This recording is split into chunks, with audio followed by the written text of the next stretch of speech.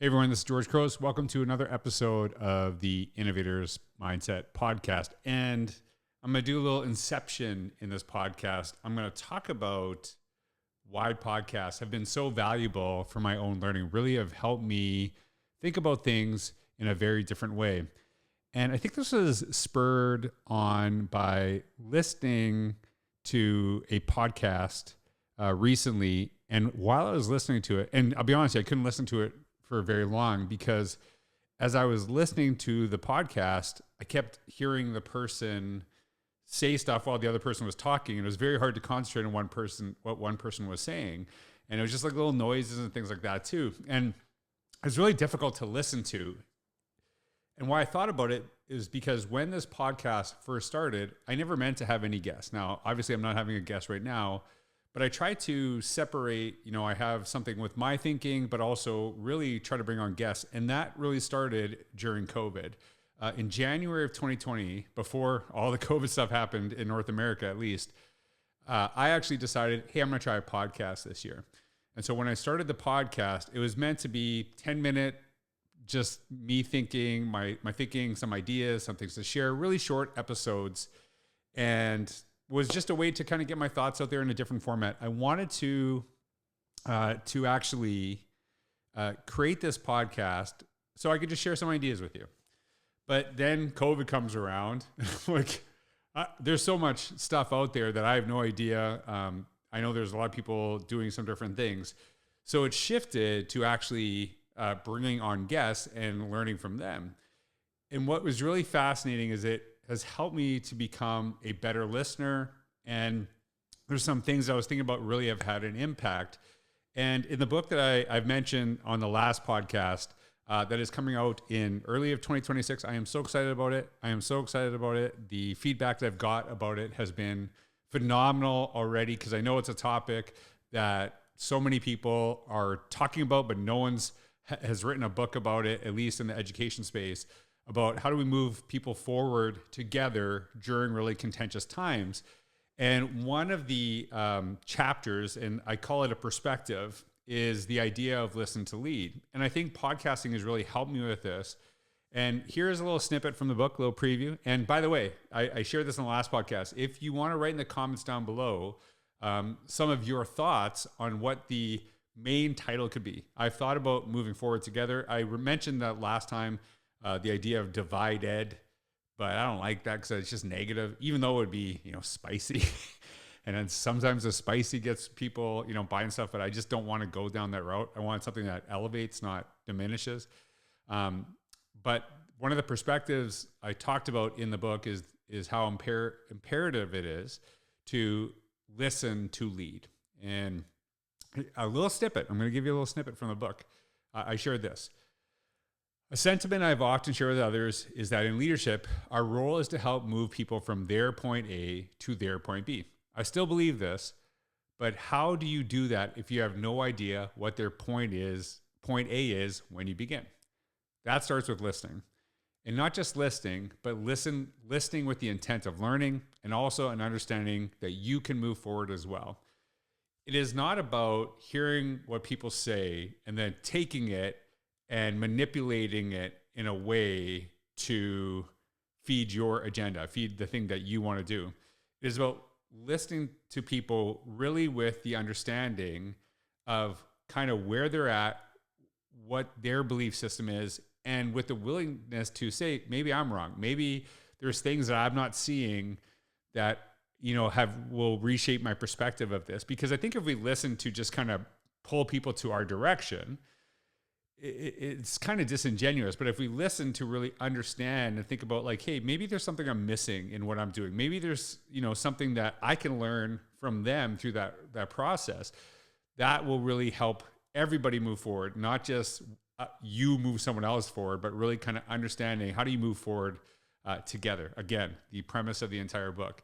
So I think podcasting has really helped me with this. And I wrote down 3 notes that would help me. And this might turn into an email that I'm going to share with my following. If it is, I've already published it. So sometimes I record a podcast and then write the email. Sometimes I write the email, then record the podcast. So I'm going to try to do a little bit different. So the first point I wrote is this one: is podcasting has really helped me to just listen to who I'm serving.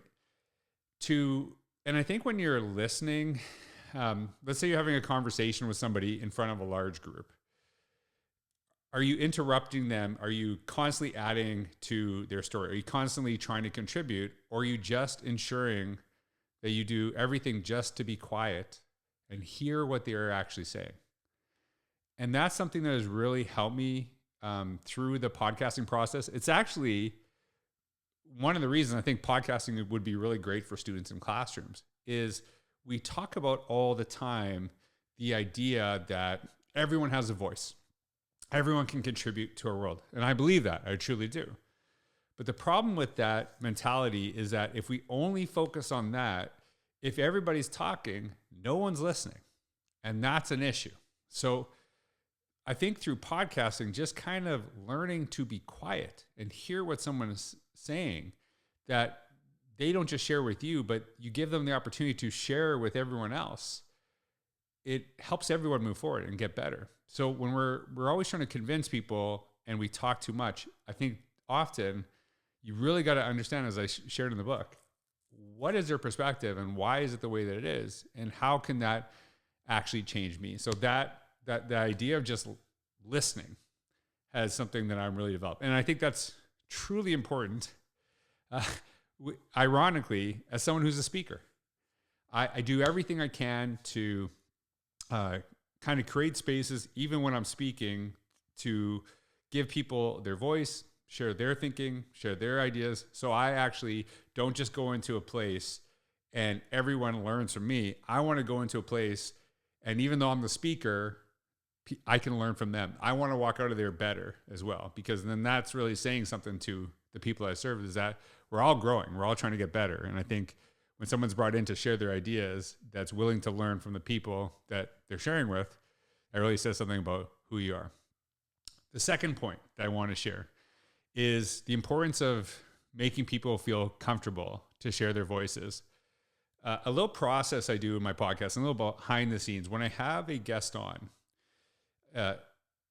one of the things I really do that I think is really important to me is I book an hour for pretty much a 30-minute podcast session. So I make sure that they have enough time. And the last thing I do, I shouldn't say the last, but I guess maybe it is the last thing I do, is I record. What I want to do is just kind of chill out with them, relax with them. And weirdly enough, Lainey Rao, I'll give her a little shout out here. Lainey Rao is someone I didn't really know before she was on my podcast. And I said about an hour, but we both obviously had time on the day. We talked for about 2 hours or so before we even recorded. I got to learn about her. We've actually become very good friends. She's someone I truly, really appreciate.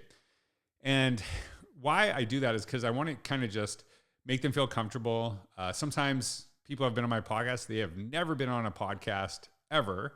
And so like somebody just recently said that they couldn't sleep the night before. So I'm like, oh God, no, this is like not that serious. Like really no one's listening. So, like it was kind of endearing that they actually said that, but that is a lot of people's experience. That is their first time being on a podcast.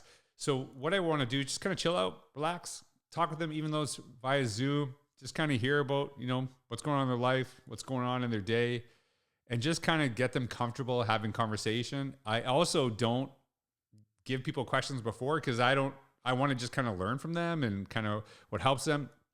And then the other thing that I do is before we get on the podcast, I ask them, is there something you want to highlight that you want me to make sure that everyone knows about? Weirdly enough, I'm very uncomfortable promoting my own stuff. I try to do it because I think, I'm pretty proud of my work, but I also don't want anything to come off salesy or anything like that. But I have no issue promoting other people's stuff.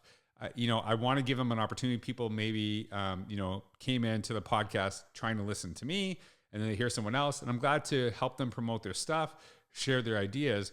And so just kind of making sure I'll write notes down and then I'll like target questions to make sure that they have that opportunity to talk about the thing that they want highlighted about their work, about their ideas, about whatever, that they're doing. So I think just you think about this in education, you want to create a space where people feel really comfortable to be their true selves, to, really feel comfortable. I don't want to say bragging, but promoting their stuff, that they're doing that, but also set them up so that they're not feeling they're being, salesy, I guess is lack for a better term. So that idea of like creating spaces where you bring people in, and I'll give you a little side of this in something I used to do when I was a principal, vice principal, worked in central office, when I used to interview people. One of the things I find really fascinating about the interview process is it is so disingenuous from whatever you do in education. There's no time where you're going to actually have someone that you work with. You're just going to like rapid fire 20 questions at them with 20 people sitting around the table, all staring at the one person. That's not really realistic. So one of the things that happened to me in an interview, and I really try to adopt this, was I actually basically came to an interview and there's a list of like 20 things that I was given prior. And I said, hey, like talk about any of these, 5, 10 things that you're really passionate about. And we're just going to have a conversation. And that conversation emulated what it would be like in a staff room, what it would be like, and we would just kind of go back and forth. It wasn't just questions being passed on to me. Now it was like an opportunity to share some of the things that's probably not totally exactly where, because you do want to like promote yourself. You want to, brag a little bit because you're trying to get a job. But it was so conversational so that all the spaces that when I did interviews, I wanted people to feel comfortable, just have that conversation. So there's a lot of things in my podcast that have helped me think about, job interviews and that process. Are you creating a space where someone in your podcast, in an interview, feels that they have an opportunity to show the best version of themselves? And that really starts with making them feel comfortable, getting them to relax, and then getting into that space. And so the third and final one I want to share with you is this one. Elevating others never diminishes your light. I have had people on here on my podcast that maybe are getting into a little bit of consulting, maybe having their first book, and someone reached out to me, and it was really kind of neat that they said to me, hey, we were Googling this person and we found them on your podcast and we love what they said. And we actually just had them come on to be a speaker at a conference. And that, I'm a speaker. So some people will be like, why didn't you pick me? Whereas I'm thinking there's so many opportunities in our world today that, maybe I didn't get that one, but I'll get other ones. But that person might not have got anything if I didn't give them opportunity to be on my podcast. And I'm not saying it like that, like, hey, like until they were on my podcast, and that is not what I'm saying at all. But you're trying to like give people an audience, a platform that they might not have listened to. And as much as I hope you benefit from my learning some of the stuff I share, I'm very proud that I've tried to use this space to elevate others, that so many people that I've connected with have made me better through this space. And to have that conversation private, I feel would be a disservice to everyone that's listening to this. So the thing is, when you create a space, when you actually build spaces, whether it's a podcast, a blog, of course you want to share your thinking. Of course you want to share your ideas, but you want to also use that space to lift others up and give them opportunities.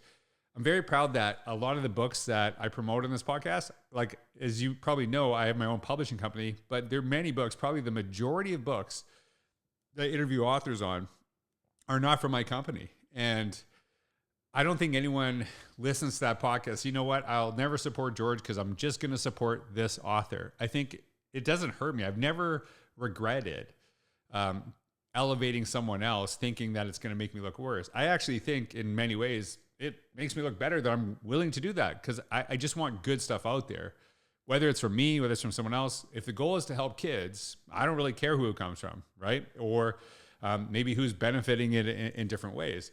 So I think elevating others never diminishes you. In fact, if anything, it might actually brighten your light. And that's one of the things I'm really proud of with this podcast is over the years, I have got to learn from some really incredible people, some different ideas, has changed some of my thinking. But I've had a lot of those conversations in private that you might not have never seen. And now I'm giving an opportunity. Like I'll be talking to someone. I'm like, wow, we should do a podcast. Like, this is really great. Cause I would love for people to hear from you, to connect with you. And it might open a door for someone that might not have opened. And honestly, I think when you share that, it opens doors for me too. And I've never, like I said, I've never regretted that too. So the three things that I want to kind of go back to is this idea of just kind of listening, just listening, to hear, to be open, to push your own thinking. I think that's really helped me. Number two, make others feel comfortable so they can share the best versions of themselves. I think that really is something that we want to do in not only our classrooms, but with our adults. Like, do we give people an opportunity to share things that, you know, elevate them and bring out the best version of themselves? Or are we just, you know, like, I don't do well when I'm anxious or, you know, feel fear that I'm going to do this. And then the last one, elevating others never diminishes your light. When you have an opportunity to have an audience, one of the things I do when I'm speaking, I really try to do this. The first thing I talk about is not me. I talk about people I met in the audience, people I've talked to and connected. It is really powerful to highlight the people you're looking at. When the spotlight is shining on you, make sure you do your best to shine on others. It never diminishes what you do. So just some of my learning, I would love, you know, and I just kind of talk off the cuff here, some of the things that I've learned through this process, but I would say like podcasting has really helped me. If you don't have a podcast, I highly suggest it. I think it's made me better at listening. It's really helped me kind of articulate, and it's a different form than, you know, writing, which I really am passionate about. But also really great opportunity for your students. I think, like I said earlier, when everyone has the opportunity to share a voice, listening becomes more important than ever. And do we have that ability, or are we just trying to talk over each other? Anyways, thanks so much for being here. I hope you have a wonderful day. I hope you took something away from this. Having the opportunity to share my learning with you is something I really appreciate. Have a wonderful day. Thanks for all you do. Take care.